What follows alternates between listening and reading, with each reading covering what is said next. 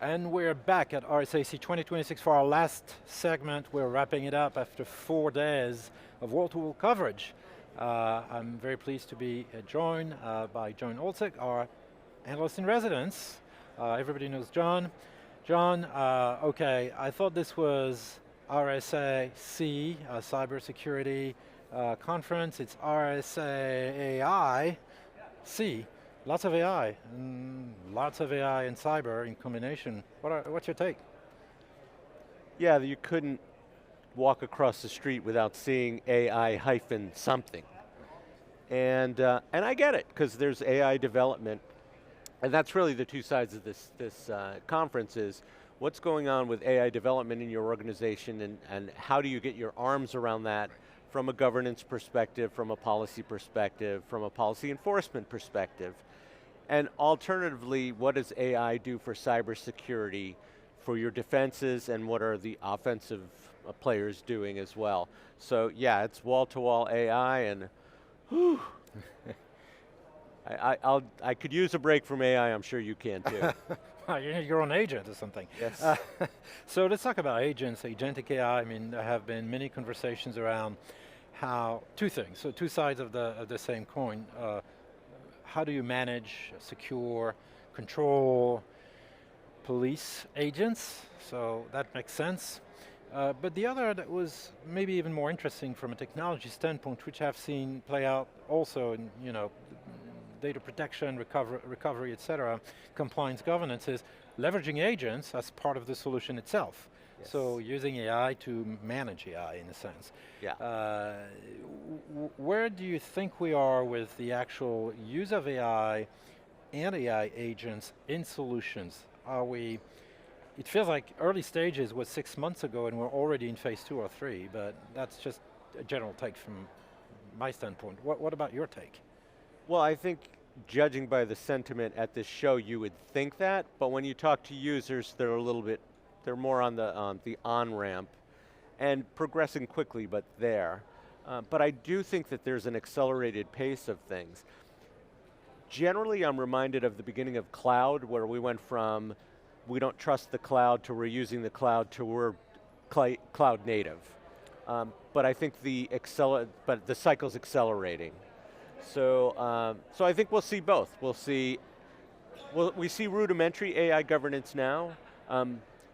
We see governance, so if you have strong governance, you're in a really good spot, and then you have to figure out what you need to layer on top of that, specific to AI. And then on the other side, we're going to see that quick, rapid development, and hang on, because every show we go to this year, and certainly next year, that's going to be the theme. Right, I feel that AI has introduced a number of new security exposures. I mean, literally blown up the perimeter like nobody's business. And now we have agents that are semi-autonomous doing stuff, being hard to control, maybe making the wrong decisions, being the source and the target of attacks. So have we created a monster from a security standpoint with AI? Absolutely, we have. It's very scary. The attack surface is going to grow like a weed. And as a security professional, you have to anticipate that and get your arms around that. Now, the difficulty is, we don't know how fast that weed's going to grow. We don't know what species, to carry this metaphor out, that weed is. But we do have to anticipate that. But yeah, from a security perspective, you should be concerned but proactive. Okay, so now is the time, if you're an end user, you're thinking about this, maybe you are at the show, you're not at the show, you're watching us. Panic, but don't panic, it sounds like. So what proactively would you say should end users do right now as they think about maybe some early projects they're working on for AI, they're being told by management, we need to do this AI thing, I have to start leveraging agents. What is the best recommendation right now? Is there should they be training themselves? Should they be working with vendors in a certain way? What resources should they leverage? Because it feels like it's a wild, wild west right now. It is the wild, wild west. But there are things you could do. So the first thing that I would do is I'd get all of the stakeholders in place, and if you don't have strong governance, build strong governance.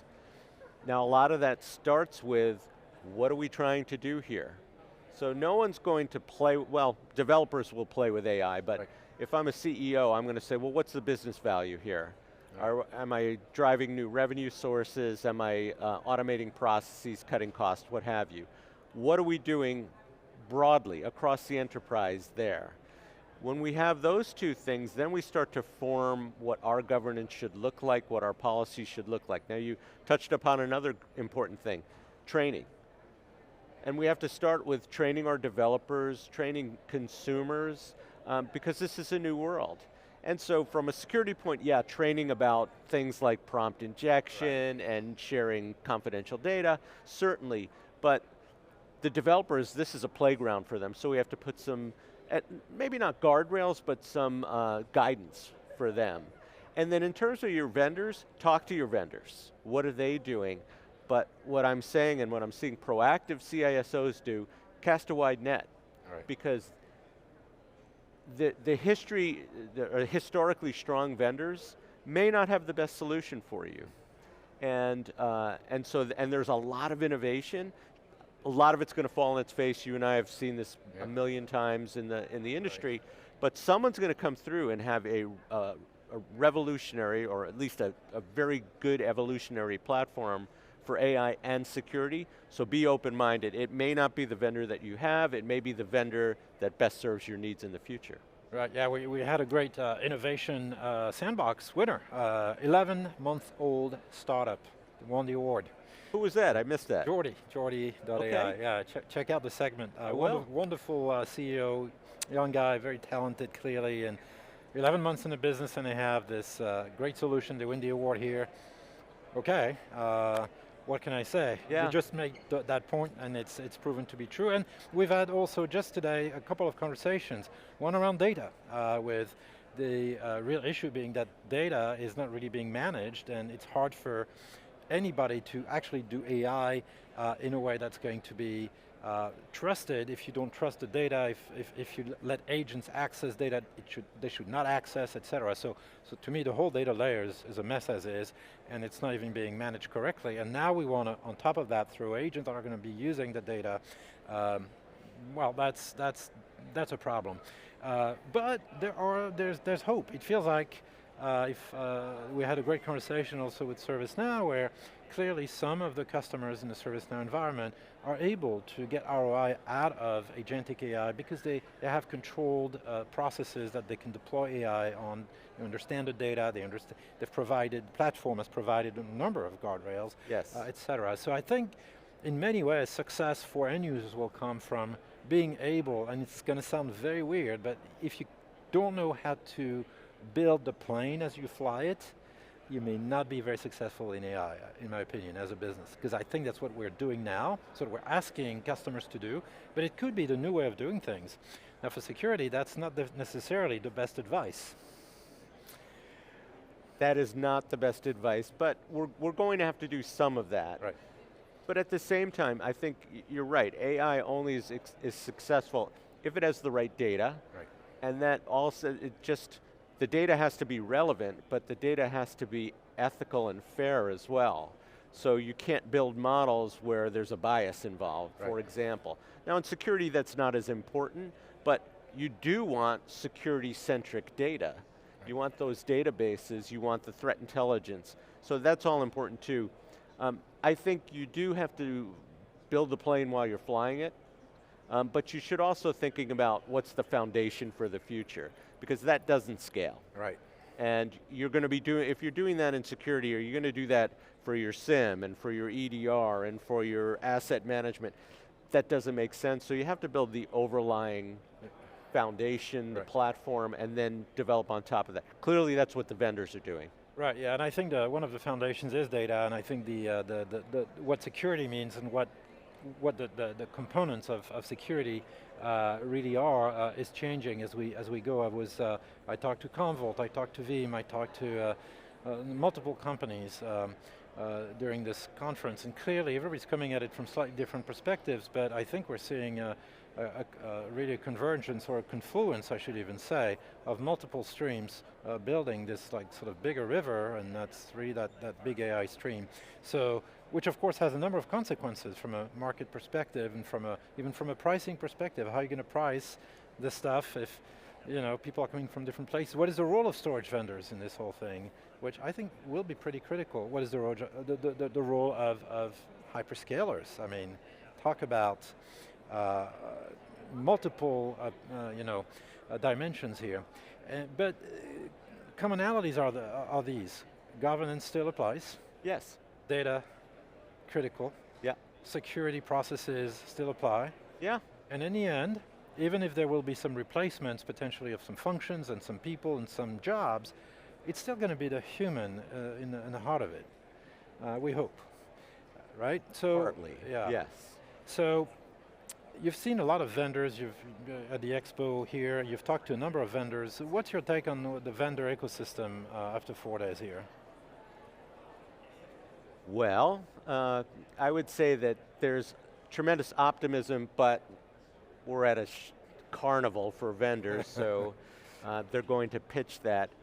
But there's some interesting things going on that are logical, but I hadn't thought of it. For instance, the speed of development that the vendors are doing, because they're in the software development business, right. So their developers are using AI tools, and I heard so many times about the acceleration of projects. Right. So a lot of the functionality that they've promised in the past may be closer than we think. Here's a stupid example, but I worked in the software industry, you did. I worked for a company and we would support, way back when, we would support Unix systems. And so Sun would upgrade from Solaris 4.2 to Solaris 4.3, and that meant that our developers had to go and see, well, what's the changes, what can we support? That was half of our business, was just maintaining all those connections, right, or all that support. Those things start to get automated.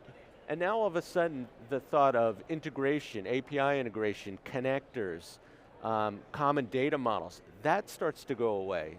So the industry can scale, and these tools can now do a lot more integration and cross-product functionality. So that's an opportunity. It certainly will accelerate things, and it means a different mindset for the buyer who've been stovepiped on the way they think. They shouldn't be stovepiped anymore. Yeah, I'm wondering if we're not setting up essentially a sort of a little bit of a war between platforms. There will be a few big platforms or ecosystems that emerge.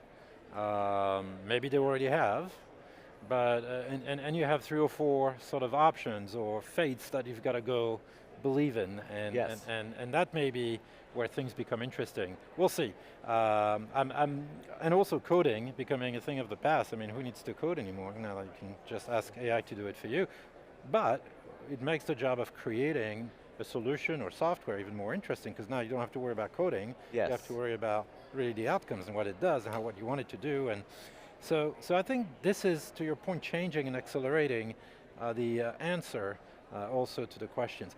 What are your thoughts about where this is going to be, what this is going to be next year? Is this show going to be about agentic AI, or is it going to be about something else? Is it still going to be about just security?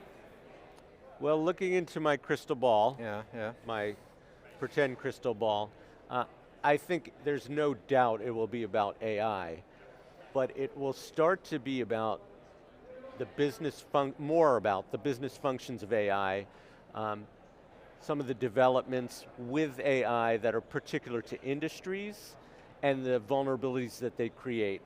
So for instance, in healthcare, and I'm doing a little work in healthcare, this is a game changer. It's a game changer for any kind of clinical work. It's a game changer for patient monitoring. It could be a game changer for managing chronic diseases. So all of that is going to happen, and then we have to understand the vulnerabilities and that creates all the way out to the human element. And the digital imaging, I mean, like radiology. What the eye can't pick and the AI can, right? Absolutely. And And then on the security side, we're going to have to deal with that, but how far do these agents go? I think in the next year they'll go really far and wide, and then it comes into, well, what are they doing in terms of aggregating data? Right. And you're right, I mean, do we need multiple platforms? Do we need, is there a platform war? I would say yes. I would say Microsoft's in a wonderful position, at least in its space, small enterprise SMB. Everyone else is going to fight, but there'll always, always, always be innovation at the fringes, and some of that innovation using agentic AI may be startlingly good compared to the status quo, and that's why I say keep an open mind.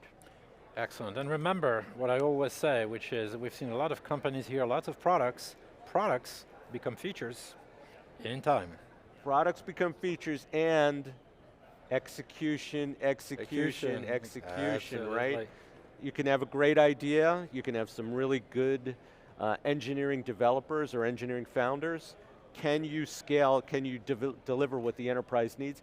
You know and I know, that's a challenge. Yeah. They're very demanding, and who can do that? I don't think you can tell by this year's show. Maybe next year. Maybe next year. Well, Jon, thank you so much for this wrap up. And to our viewers, this concludes our coverage of RSAC 2026. I'm Christophe Bertrand, Principal Analyst at theCUBE Research. See you next year. See you next year.